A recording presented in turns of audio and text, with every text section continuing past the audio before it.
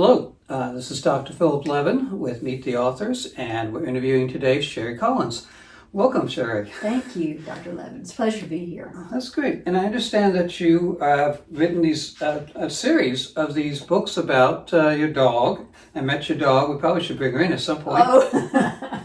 And Robbie, so it's a him. It's actually a girl. It is a girl. With a tomboy's name. All right. Well, a very pretty dog. A little old now, I see. Yes, just turned 13, as a matter of fact. 13. Wow, that's pretty impressive. Yes, for a big dog, that's pretty impressive. So tell me, you have 3 books. Yes. The first one is Robbie Finds a Home. That's right. And tell me about your book. All 3 books were inspired by true stories. So Robbie is a rescue. Okay. She was found by the character in the book named Debbie, who's a foster mom for dogs. She was found by Miss Debbie along with her little brother, we assumed. He's very much yellow lab, and Robbie, as you saw, is very much golden retriever. So we assumed they were litter mates, but they were roughly the same age and found together. So Debbie rescued or fostered both of the dogs and then introduced me to Robbie as a puppy. And you know, this is pretty much the photo that sealed the deal for me when I saw her for the first time and thought I had to have this. And so I adopted her in late September. And the vet assumed she was right about 9 weeks old. So I had her little baby. Little baby, 9 weeks to 13 years. So we've been together a while. In Robbie Finds a Home, she's fostered and taken good care of, and then it comes time to find, a permanent home. And so I'm introduced to her and adopt her. And it turns out Miss Debbie adopted her little brother. So both of them now have a home and a mom, if you will. So there's an overarching theme of, the sacredness of motherhood for all things, not just children, but also for animals. And how old was Robbie when you adopted her? She was rescued as a 9-week-old, and then 3 weeks later, I actually brought her into my home. So she was 12 weeks old when I adopted her. Just a little 3-month-old baby. Yeah, just a baby. And she's a pretty good-sized dog now. Yes, she is indeed, and you could tell she was going to be a pretty good-sized dog just by looking at her feet. Yeah, those are big paws on those. They were huge. And so when did you publish this book? I published this book in 2019. Just a thought came to mind. In my mind, I was putting together the various stories of her life, how unique I thought they were. And so I thought for little children, it would be wonderful to just have a book that just outlines the importance of treating animals with dignity and respect. And Dr. Levin, there's a fine line between your ability to treat animals with dignity and respect and your ability to treat human beings with dignity and respect. Those two are kind of very close. They're close and they're different. Yes. People have so much more power over animals that they tend to abuse them. You have to really think about how important it is to keep your heart in the right place and always be kind. To understand that they are helpless in many cases, no matter how big they are. Very dependent on the Very people. dependent, exactly. They're very dependent on us for clean water and food and medical care when it becomes necessary. So, Who does your illustrations? I met Gigi Breeding. Her name is Gigi Breeding. She's from Birmingham, Alabama. She lives in North Alabama now with her daughter. But Gigi is a good bit older than me, but has illustrated things all of her life. And we met surreptitiously through our dental hygienist. Okay. I was in the chair and the dental hygienist said, "How's the book going?" I said, "Good, but I'm looking for an illustrator." And she said, "Oh, well, another patient of mine happens to be an illustrator." So that's kind of how it happened. I sent Gigi a picture of Robbie, and she sent back her imagination of a drawing of Robbie, and this is what we came up with, and it's pretty much what I wanted to see. So it's a really lovely. I just let her take it. It's very colorful, and I think for children, the colorfulness of it is important. I like the that story. text. Read us a page A page, okay. or two. I guess one of my favorite pages is this. We ate and drank when we could. Sometimes we walked near the railroad tracks. When we heard the train coming, we would run away as fast as we could. We were happy that the train always went away as fast as it came. I think that's just a subtle way of letting children know that things that frighten them, they really are momentary, and they can get past it and move on. And then my second favorite is, once my little brother and I played in a field with tall grass and no trees. There were many cows eating the grass. As I ran and chased my little brother through the field, we ran under a fence. I felt something hurt me and I yelped. I saw my side was scratched from the wire fence. I made that up because she did bear some scars as a puppy, and some wounds that we really did not know the origin of those wounds. But I sort of made this up, but all in an effort to teach children that, good doctors come into their lives to help them. And there's a scene in the book where she goes to the veterinarian for the first time and with her little wound. And Yeah, that's lovely. I mean, I really like how you're emphasizing the concepts of how children will identify with what's going on with the puppy as well. These are very nice children's books from there. Thank you, Dr. Levin. I appreciate it. And how did you go about publishing? Well, I have a friend. He and his wife are both writers, and he had a small publishing company called Southern Oaks Publishing. And I leaned on, his name is Roger Bull, and he's from, they live in Fairhope. And I leaned on Roger pretty heavily because he had done it before, and they're really considered self-published through KDP. But he navigated all of the nuances of KDP and how to get it printed, get it on to be sold by Amazon. And then am recently working on ebooks, so that you don't have to buy the hard copy, but the ebook would be available. Yeah, that's great. Yeah, I do that too. I do that for a lot of other authors too. Same type of thing where really? help people publish too. Good to know. Yeah. Well, that's what he did, and I probably couldn't have done it without him. I know. So it's very difficult until you get used to it. But once you're used to it, you get the process. So I think that's a great way to say it. Because it was easy for him, but I was confused almost at every turn. Yeah. So there are 3 books, and we talked about the first one. This was 2019. Right. And I imagine this is 20... This is the second book, Robbie Goes to School. And this was published in 2020. Okay. And this is based on a true story as well, where Robbie was being babysat by a dear friend of mine. And I turned it into a school setting because, again, for children to relate to the fact that when they go to school, they're going to be meeting children of different races, children with different home situations, just children that look different from them. And through Robbie's eyes and Robbie's personality, it's clear that her mom wants her to accept, no matter if the dogs are black or white or spotted or long or short. She just wants Robbie to be accepting of all of her new dog friends. And then, so that's one piece for the children. The second piece is there is a bully, happens to be a dachshund. And no offense to all the dachshund lovers in the world, but I had a dachshund when I was young. They can be a little one people dogs. And so my best friend Kay tells me the story that uncoerced, Hans is the dachshund's name, bites Robbie on the hock. And Robbie turns and it's like, how dare you? And but doesn't go after him or growl or anything.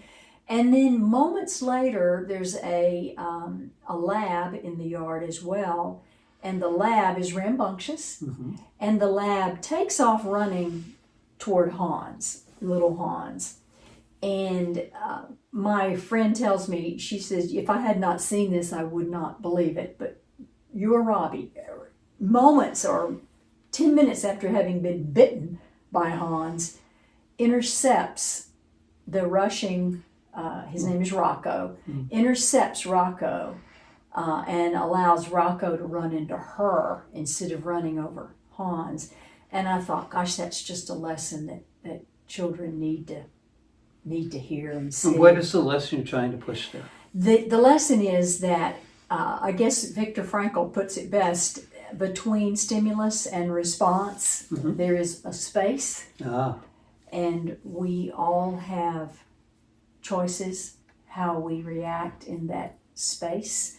And of course, Robbie's just a dog, but something in her nature allowed her to make the kind choice in that space between stimulus, being bitten, and response, having the opportunity to protect Hans from a bigger dog. And, she chose kindness, just like her mama had taught her. That's a great lesson for all children. You have this opportunity to be mean or be nice and helpful.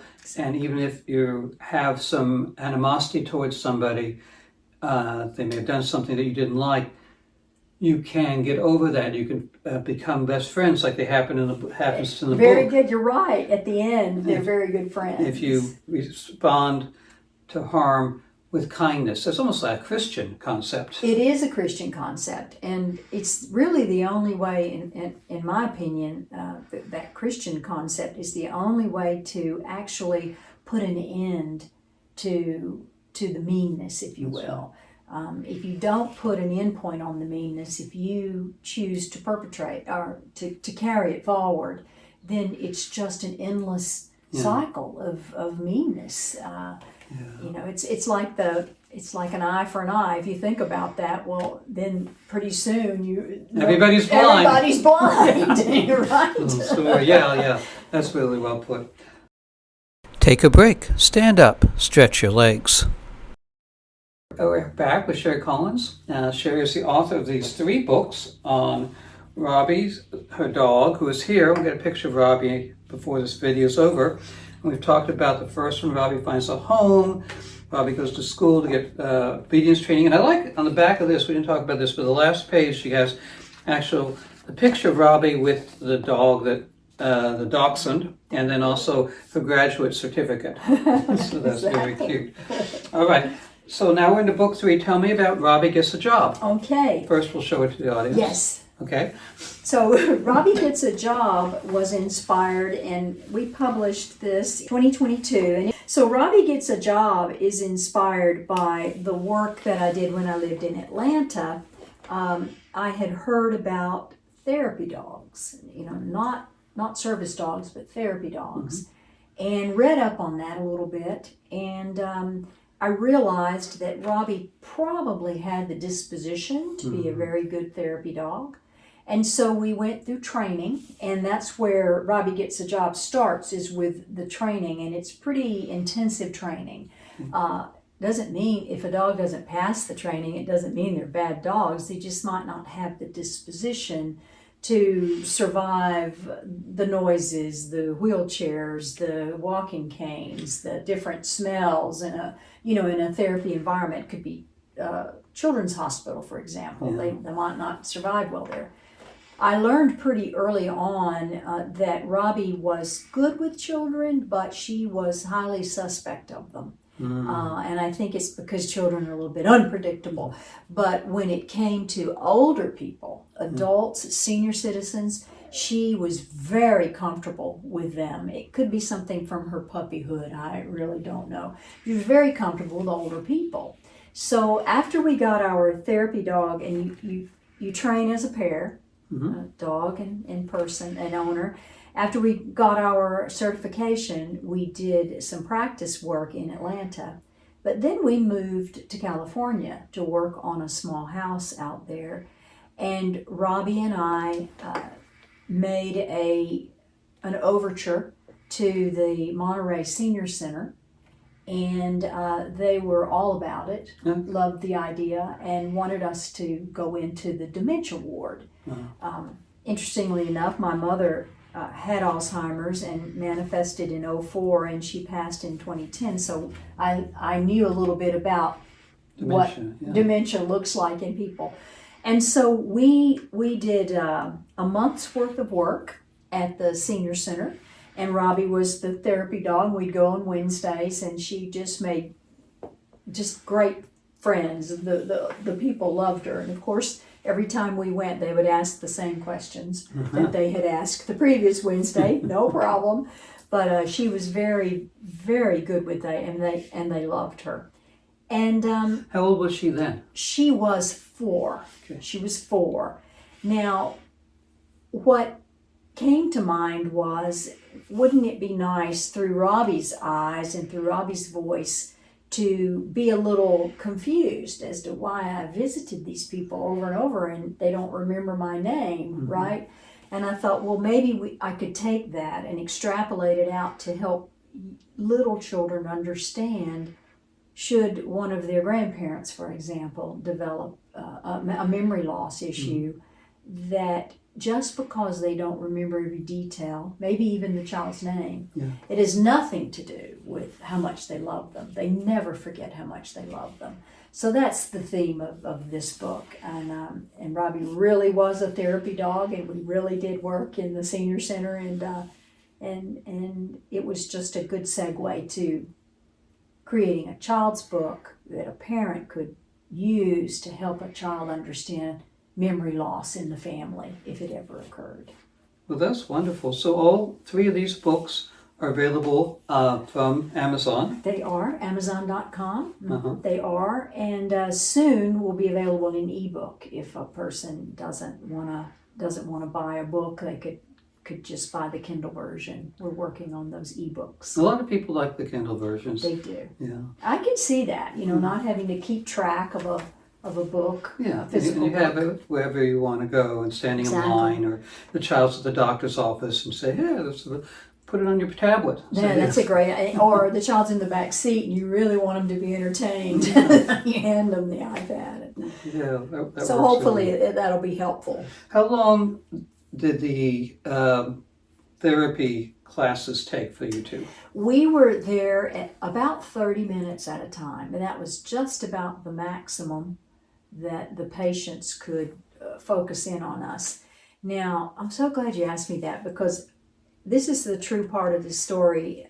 There was one little lady, Dr. Levin, of all the times we visited, and we were there for 4 Wednesdays in a row, she never made any kind of eye contact with us at all. She would stare out the window. All the other patients would engage with us. On the last Wednesday, and again, you can't make something like this up. On the last Wednesday, that dog, Robbie, again, it's just the divinity of God's creatures. That dog, we were 10 minutes from leaving. She walked over to that little lady who had her legs stretched out much like you do, and sat down beside her and put her head in the crease between the lady's knees and looked up at her. And something about that gesture brought her out of the fog of whatever she was dealing with, dementia, Alzheimer's, brought her out. And she looked into Robbie's eyes and put her hand on top of Robbie's head, and Robbie licked her hand. Oh. It was so meaningful to me. I mean, it was a tearjerk moment for me. But how that dog understood that, that woman needed to be included, and she was going to, and Robbie was going to have to make some overture, to include her. I don't know. That's divine work there. I have no idea how it happened, but it absolutely did. So What a wonderful story. It was a lovely ending to that. It really was. That's amazing. That's wonderful. So these are the 3. Yes, sir. And the last one's 2022. Have you thought about coming out with another one? I have, Dr. Levin, and I'm not prepared to really think about it a lot, but there could be, Robbie's 13 now. Yeah. And none of us live forever. My grandmother would say, we're not designed to be here forever. When she passes, there might be an opportunity for a 4th book.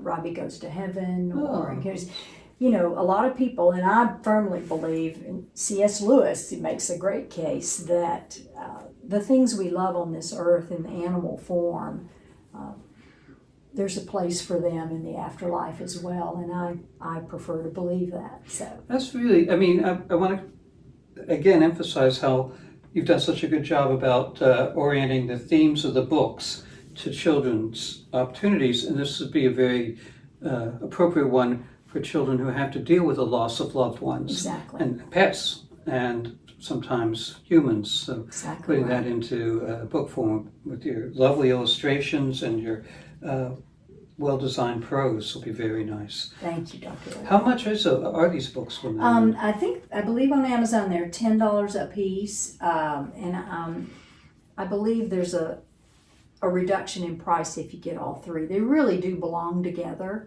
but you know, not everyone might not want all three, but Well, maybe not at once. not at once. Right. There he is, right there. Yeah. So tell me again, so when Robbie comes to visit, what do the children say? Well, the children, when she sees them, my vet had bought the books, and she has 2 small children. And during the summer, the children will go to the vet clinic with her. And when the children find out Robbie's in the house, into the examining room they go. It's like they can't. And then my little cousins, they can't fathom how they're meeting something that's been illustrated in a book. I guess is what you'd say. It's hard for them to imagine. You're quite the She's a hero, good aren't you, girl. Robbie? She Yes, you are. is. She's a good girl. She sure is. You are a good girl. Appreciate you coming out and giving us this Thank interview. you. I appreciate you. This is Dr. Philip Levin with Meet the Authors with Cheri Collins and her lovely books about her lovely dog, Robbie.